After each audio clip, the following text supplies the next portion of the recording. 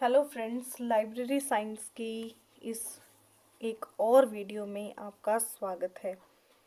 देखिए, हम स्टार्ट कर रहे हैं केवीएस लाइब्रेरियन की क्लासेस, जिसमें हमने हिंदी की 2 क्लासेस कर चुके हैं। आज हम लाइब्रेरी साइंस की क्लास को स्टार्ट करेंगे। इसमें मैंने यूनिट फर्स्ट का एक छोटा सा टॉपिक लिया है, सेंसरशिप। इसके बारे में आज हम करेंगे चर्चा कि ये क्या है। ठीक है, सेंसरशिप क्या है और इसका अर्थ क्या है, और इसके बारे में आगे डिटेल्ड चर्चा करेंगे। देखिए, सबसे पहले हमें क्या जानना है कि इसकी उत्पत्ति कहाँ से हुई है। सेंसरशिप, ठीक है, सेंसरशिप, ठीक है। इस शब्द की उत्पत्ति लैटिन भाषा के, ठीक है, लैटिन भाषा के कौन से शब्द से हुई है? सेंश्योर, इस शब्द से हुई है, ठीक है, शब्द से हुई है, जिसका शाब्दिक अर्थ है, ठीक है, जिस शब्द का अर्थ क्या है?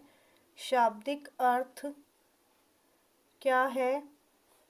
मूल्यांकन करना, ठीक है, मूल्यांकन करना। इसका अर्थ हो गया मूल्यांकन करना, ठीक है।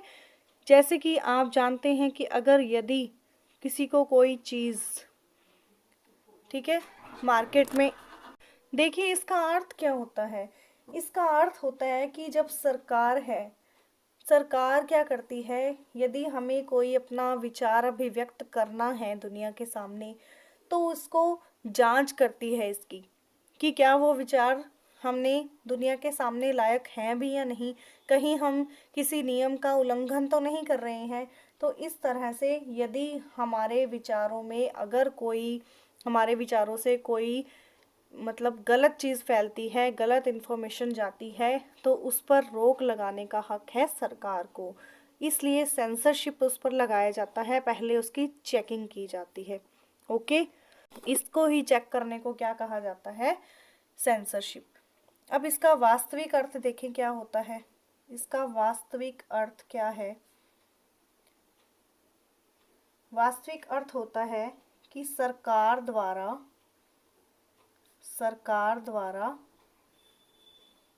किसी व्यक्ति को, ठीक है, किसी व्यक्ति को डरा धमकाकर अथवा समझा बुझाकर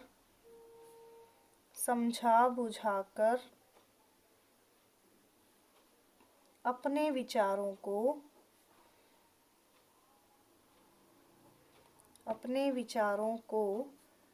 व्यक्त करने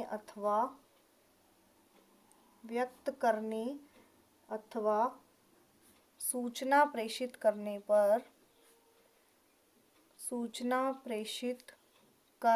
पर रोक लगाने संबंधित व्यवस्था, ठीक है, रोक लगाने संबंधित व्यवस्था,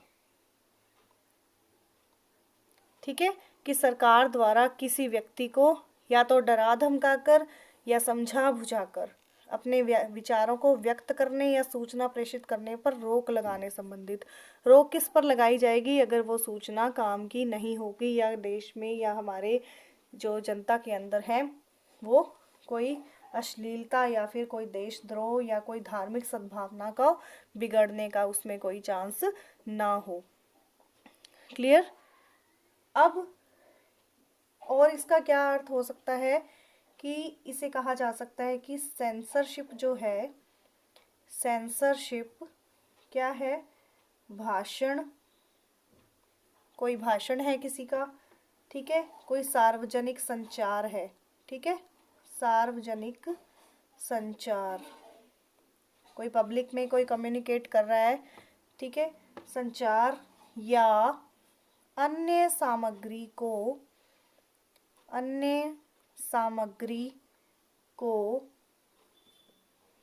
सरकार द्वारा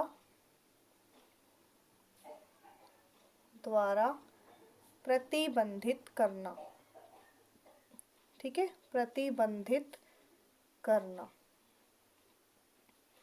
क्लियर। अब इसका बेस क्या है, इसके आधार क्या हैं, आधार क्या हैं इसके, क्या क्या हो सकता है। यदि कोई व्यक्ति राजद्रोह कर रहा हो अपनी सूचना से, वो, या फिर धार्मिक सद्भावना के बिगड़ने का भय हो, ठीक है, धार्मिक सद्भावना के बिगड़ने का भय, या फिर अगर कोई व्यक्ति अश्लीलता फैला रहा है अपनी सूचना से, तो उन पर सरकार क्या है, रोक लगा सकती है। क्लियर। अब ये किन किन चीज़ों पे लगाया जा सकता है, फिल्मों पर भी लगाया जा सकता है, ठीक है, फिल्मों पर, समाचार पत्रों पर। क्लियर। और किस पर लगाया जा सकता है, बुक्स पर भी ये लगाया जा सकता है। यदि किसी की कोई बुक या किसी का कोई समाचार पत्र या किसी की फिल्म ऐसी हो जो राजद्रोह कर रही हो, या फिर कोई धार्मिक सद्भावना को ठेस पहुंचा रही हो, या फिर किसी तरह की अश्लीलता फैला रही हो, तो उसे क्या किया जा सकता है, पहले चेक किया जाता है, मूल्यांकन किया जाता है। यदि वो सही लगती है तभी उसे पास किया जाता है, अदरवाइज उस पर रोक लगा दी जाती है। चलिए स्टार्ट करते हैं आगे। भारत में फिल्मों पर सेंसर संबंधी प्रावधान क्या क्या है, ठीक है। भारत में फिल्मों पर सेंसर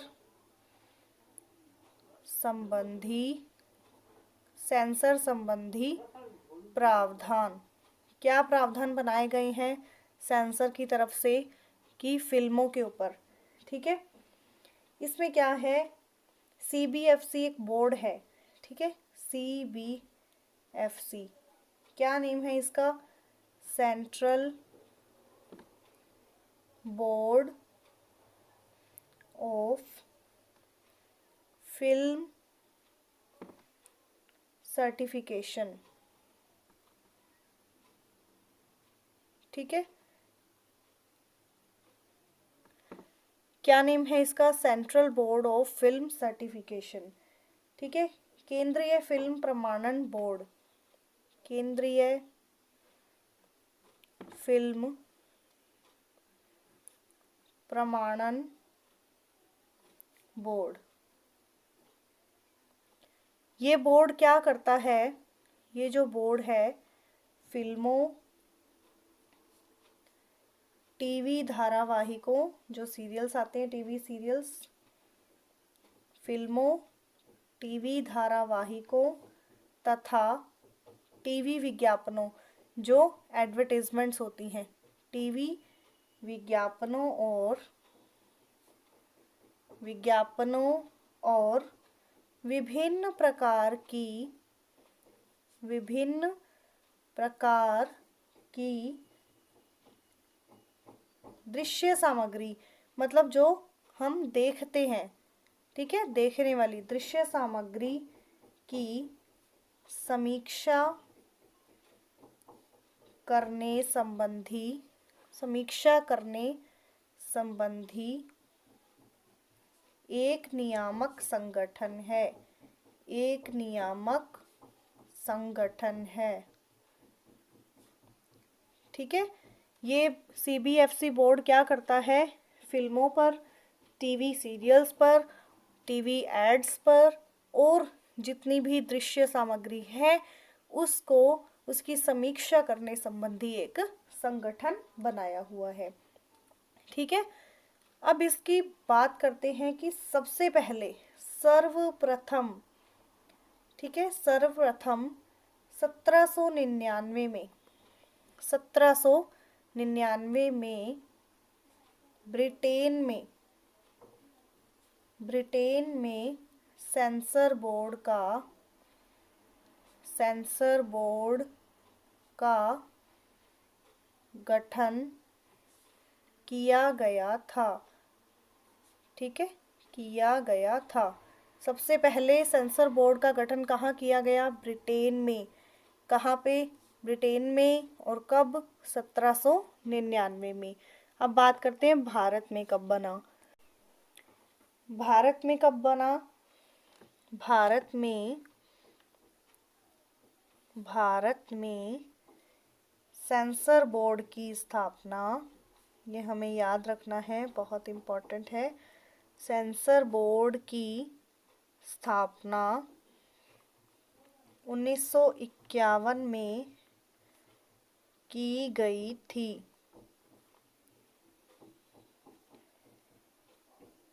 जिसने 1952 में कार्य करना प्रारंभ किया था। ठीक है, कार्य करना प्रारंभ किया था। कहाँ? 1951 में स्थापना हुई और 52 में इसने कार्य करना शुरू कर दिया। ठीक है, और यह जो बोर्ड है, यह बोर्ड 1952 के सिनेमैटोग्राफ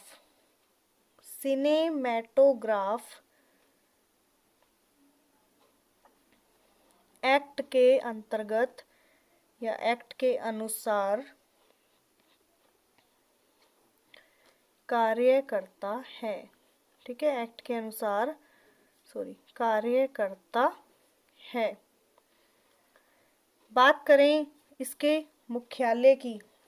मुख्यालय इसका कहाँ पर है? मुख्यालय है इसका मुंबई, महाराष्ट्र में। मुंबई, महाराष्ट्र। ठीक है, और इसके जो वर्तमान में अध्यक्ष हैं वो कौन हैं? वर्तमान अध्यक्ष प्रसून जोशी जी हैं। प्रसून जोशी। क्लियर? ये हैं इसके वर्तमान अध्यक्ष। क्लियर? तो आगे चलते हैं। अब ये तो हो गया फिल्मों पर। अब बात करते हैं आगे समाचार पत्रों पर। ठीक है, भारत में समाचार पत्रों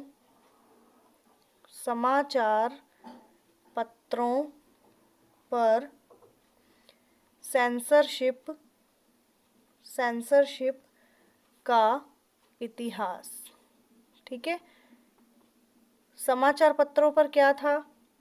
ठीक है, भारत में जो प्रिंटिंग प्रेस है, ठीक है, प्रिंटिंग प्रेस का जो शुरुआत है वो 16वीं शताब्दी में उस समय की गई जब गोवा के पुर्तगालियों ने 1557 में एक पुस्तक का प्रकाशन किया।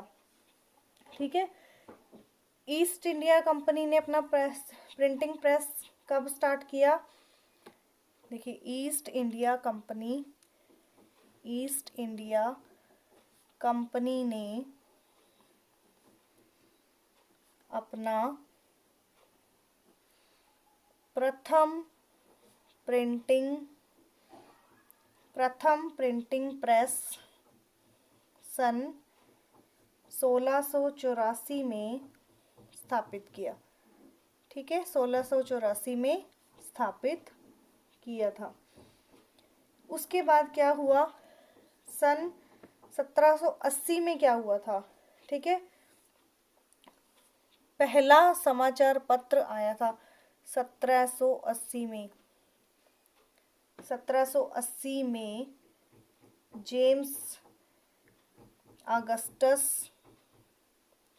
जेम्स ऑगस्टस हिक्की इनके द्वारा क्या हुआ था? बंगाल गजट, ये न्यूज़पेपर का नाम है, या फिर इसको कहते हैं अथवा द प्रवक्ता जनरल एडवर्टाइजर, ठीक है, का प्रकाशन किया गया, जो कि भारत का प्रथम समाचार पत्र था। ठीक है, भारत का प्रथम समाचार पत्र था। क्लियर? भारत का प्रथम समाचार पत्र था। ठीक है, अब समाचार पत्रों को नियंत्रित करने के लिए कुछ कानून बनाए गए हैं, उनकी चर्चा करते हैं। समाचार पत्रों को नियंत्रित करने हेतु बनाए गए कानून। कौन कौन से कानून बनाए गए? नंबर फर्स्ट, प्रेस नियंत्रण अधिनियम 1799। ठीक है, 1799। इसमें क्या होता था कि प्रेस पर प्रतिबंध आरोपित किए गए। ठीक है, और इसमें जो प्रेस सिस्टम था इसको प्रतिबंध कर दिया गया। ठीक है, इस कानून के माध्यम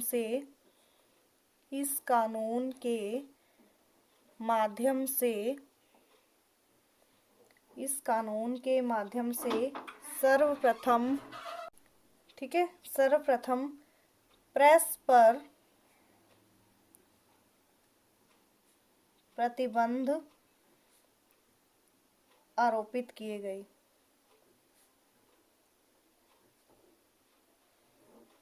तथा 1818 में क्या हुआ, इन प्रतिबंधों को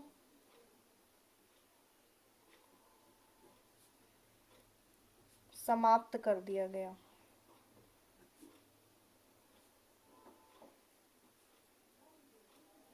ठीक है, पहले तो प्रेस पर प्रतिबंध लगाया गया और 1818 में इन प्रतिबंधों को समाप्त कर दिया गया।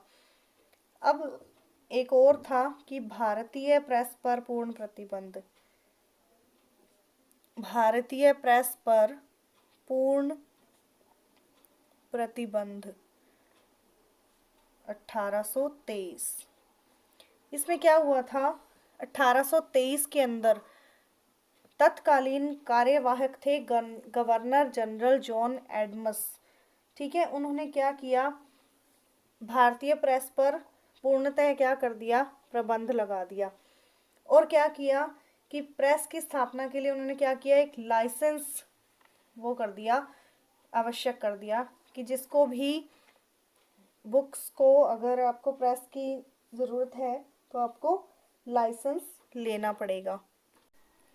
ठीक है, इसमें क्या हुआ, सन 1823 में तत्कालीन गवर्नर जनरल जॉन एडम्स ने भारतीय प्रेस पर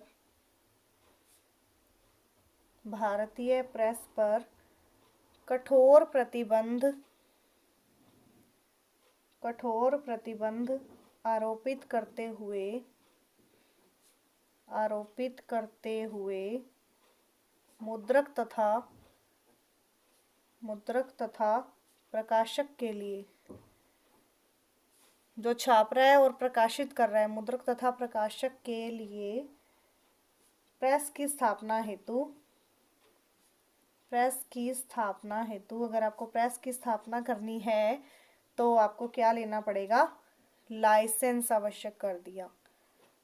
ठीक है, लाइसेंस आवश्यक कर दिया। क्लियर? इन्होंने कहा कि आपको अगर प्रेस की स्थापना करनी है तो आपको लाइसेंस लेना पड़ेगा। नेक्स्ट देखिए, लिबरेशन ऑफ द, नेक्स्ट अधिनियम कौन सा है? Liberation of the Indian press अधिनियम 1835। इसके अंदर क्या हुआ? इसके अंदर कुछ अलग होता है। अब इसमें क्या होगा? चार्ल्स मेटकॉफ थे उस समय, चार्ल्स मेटकॉफ, ठीक है, चार्ल्स मेटकॉफ के द्वारा, चार्ल्स मेटकॉफ के द्वारा 1835 में समाचार पत्रों से प्रतिबंध को समाप्त कर दिया गया। इसी कारण से, ठीक है, इन्होंने प्रतिबंध हटा दिया था समाचार पत्रों से। इसी कारण से मेटकॉफ को भारतीय प्रेस का मुक्तिदाता भी कहा जाता है, ठीक है, मुक्तिदाता भी कहा जाता है। क्लियर? मुक्तिदाता भी कहा जाता है। फिर उसके बाद एक और एक्ट आया, वर्नाक्यूलर प्रेस एक्ट 1878 में। इसमें क्या हुआ? इसमें हुआ कि लॉर्ड लिटन जो थे, उन्होंने क्या किया कि इस एक्ट में प्रत्येक प्रेस को ये लिखित वचन देना पड़ता था कि वह सरकार के विरुद्ध कोई लेख नहीं छापेगा, ठीक है। और 1881 में लॉर्ड रिपन ने इस कानून को स्थगित कर दिया था। देखिए, लॉर्ड लिटन जो थे, उन्होंने क्या कहा? लॉर्ड लिटन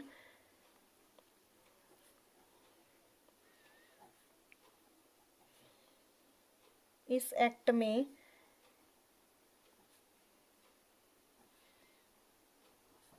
कहा कि प्रत्येक प्रेस को यह लिखित वचन देना पड़ेगा कि वह सरकार के विरुद्ध, ठीक है, सरकार के विरुद्ध कोई लेख नहीं छापेगा, ठीक है, कोई लेख नहीं छापेगा। उन्होंने ये रूल बना दिया। लेकिन 1881 में लॉर्ड रिपन जो थे, उन्होंने इस कानून को स्थगित कर दिया, ठीक है, इस कानून को स्थगित कर दिया। इसके बाद क्या होता है? समाचार पत्र अधिनियम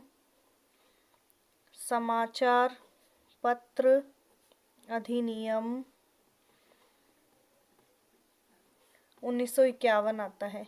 इसके अंदर क्या होता है? समाचार पत्र अधिनियम 1951 के तहत क्या होता है कि ये व्यवस्था कर दी जाती है कि जो सरकार है, किसी समाचार पत्र या प्रकाशक द्वारा जो आपत्तिजनक सामग्री मिल गई अगर सरकार को, तो वो उनकी जमानत राशि जो है वो जब्त कर सकती है, ठीक है। इसमें क्या कहा? सरकार ने कहा कि यदि किसी समाचार पत्र अथवा प्रकाशक द्वारा, ठीक है, अथवा प्रकाशक द्वारा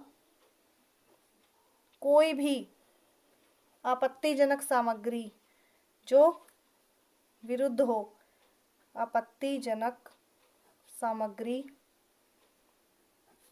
प्रकाशित करने पर जमानत राशि जब्त कर ली जाएगी। ठीक है, 1951 का रूल ये था, कर ली जाएगी। उसके बाद 26 जून 1975 को, 26 जून 1975 को, उस टाइम प्रधानमंत्री थी हमारी इंदिरा गांधी।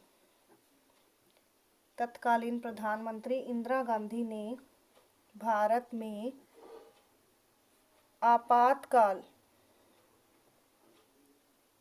आपातकाल की घोषणा कर दी थी। और इसके बाद 28 जून 1975 को प्रेस पर पूरी तरह से प्रतिबंध लगा दिया गया। प्रेस पर पूर्ण प्रतिबंध लगा दिया गया। क्लियर। 1835 में चार्ल्स मेटकॉफ ने क्या किया था कि इसको समाचार पत्रों से प्रतिबंध को समाप्त कर दिया गया, इसलिए इन्हें क्या कहा गया, भारतीय प्रेस का मुक्तिदाता।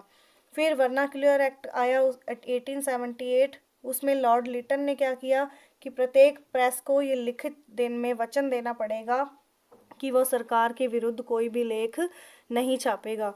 और 1881 में लॉर्ड रिपन ने इसे भी स्थगित कर दिया। फिर 1951 में सरकार ने कौन सा अधिनियम निकाला कि अगर किसी प्रकाशक के पास आपत्तिजनक सामग्री अगर उसने छापने की कोशिश करता है तो उसकी जमानत राशि जो है वो जब्त कर ली जाएगी। और जब आपातकालीन स्थिति आई, इंदिरा गांधी ने जब आपातकाल की घोषणा की 26 जून 1975 को, तो उसी के 2 दिन बाद क्या हुआ, प्रेस पर पूर्णतः प्रतिबंध लगा दिया गया। अब बात करते हैं भारत में जो पुस्तकों पर सेंसरशिप है उसका क्या है। देखिए, भारत में पुस्तकों पर सेंसरशिप अभी तक हमने पढ़ी है फिल्मों पर, टीवी धारावाहिकों पर और समाचार पत्रों पर कि उनके बारे में क्या क्या अधिनियम आए थे। अब है पुस्तकों के ऊपर जो सेंसरशिप है। भारत में पुस्तकों पर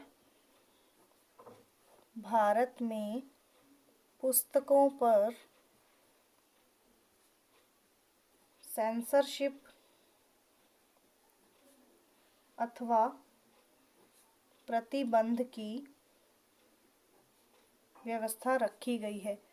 जिस तरह से देखिए रखी गई है, जिस तरह से कोई फिल्म या कोई समाचार पत्र बिना मूल्यांकन के नहीं लाया जा सकता दुनिया के सामने, उसी तरह से एक किताब भी बिना मूल्यांकन के सामने नहीं आ सकती। इसी कारण से क्या हुआ था, 1988 में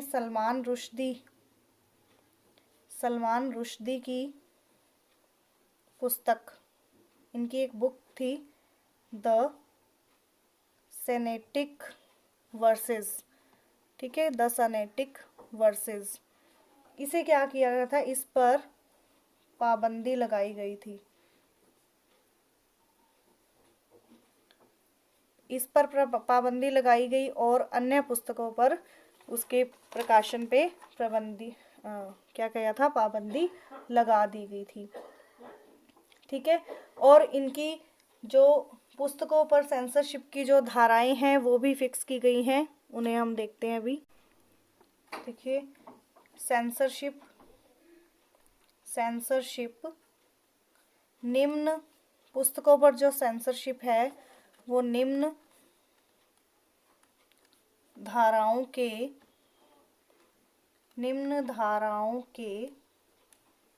अधीन है। ठीक है, निम्न धाराओं के अधीन है। जैसे फर्स्ट है आपराधिक प्रक्रिया संहिता 1973, ठीक है, CRPC। इसकी धारा है 95 में, ठीक है, धारा 95 में क्या व्यवस्था की गई है कि राज्य सरकार को किसी भी अखबार, किताब या कोई डॉक्यूमेंट है उसकी प्रतियों को जब्त करने का पूरा अधिकार है। ये धारा राज्य सरकार को ये शक्ति देती है कि केवल एक हस्ताक्षर से किसी भी पुस्तक को सेंसर किया जा सकता है। ठीक है, ये अधिनियम क्या कहता है? आपराधिक प्रक्रिया संहिता क्या कहती है कि राज्य सरकार को पूरा हक है कि वो किसी भी अखबार, किताब या किसी भी डॉक्यूमेंट की प्रति पर, ठीक है, उसको जब्त कर सकती है केवल एक हस्ताक्षर से। ठीक है, इसमें यह व्यवस्था की गई है कि राज्य सरकार को किसी भी अखबार, किताब या दस्तावेज की प्रतियों को जब्त करने का अधिकार है।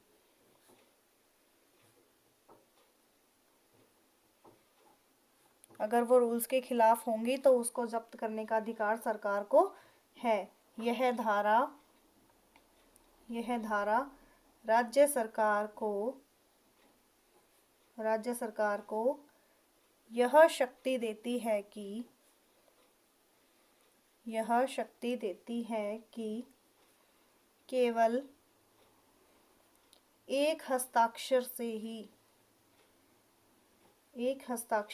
ही किसी भी पुस्तक को सेंसर किया जा सकता है या उसका मूल्यांकन किया जा सकता है। ठीक है,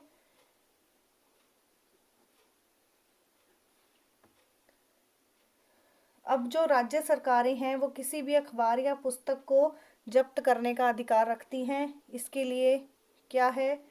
भारतीय दंड संहिता 1860, आईपीसी की धारा 124A के अंतर्गत क्या हो सकता है कि राजद्रोह का कोई अगर आरोप है उस पर, तो राजद्रोह का आरोप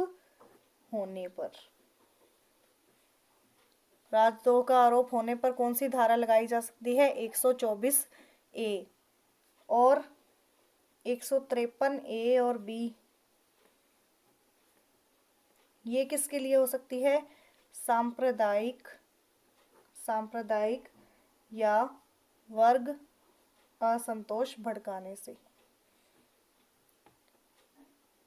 ठीक है, भड़काने से, या फिर कोई धार्मिक विचारों के विरुद्ध अगर कोई जाता है तो उस पर धारा कौन सी? 153A और B लागू होगी। धारा 292 किसके लिए होगी? अश्लीलता फैलाने पर।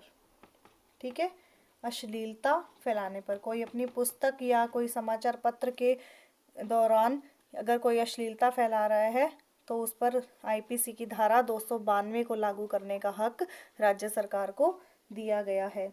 और एक धारा है 295A जिसके अंदर धार्मिक मान्यताओं के अपमान पर या अपमान से संबंधित है। क्लियर? तो ये है सेंसरशिप, जिसके अंदर यदि हम कोई भी नई चीज़ का, अगर हम अपने नए विचार को अभिव्यक्त करना चाहते हैं समाज में, तो हमें पहले उसका सेंसर करवाना ही पड़ता है। और यदि वो खिलाफ होती है, कोई राजद्रोह के या अश्लीलता फैलाने के रूप में होगी, तो उस पर क्या होगा? राज्य सरकार को पूरा अधिकार है कि वो कार्यवाही कर सकती है और कभी भी किसी भी हमारे डॉक्यूमेंट का, किताब का, समाचार पत्र का, किसी फिल्म का या किसी टीवी धारावाहिक का, किसी को भी वो सेंसर कर सकती है। क्लियर? आई होप ये टॉपिक आपको अच्छे से समझ आ गया होगा। यूनिट फर्स्ट का ये टॉपिक मैंने लिया था जो सूचना समाज से रिलेटेड है। क्लियर? सो मिलेंगे नेक्स्ट वीडियो में नेक्स्ट टॉपिक के साथ। तब तक के लिए थैंक्स एंड गुड बाय।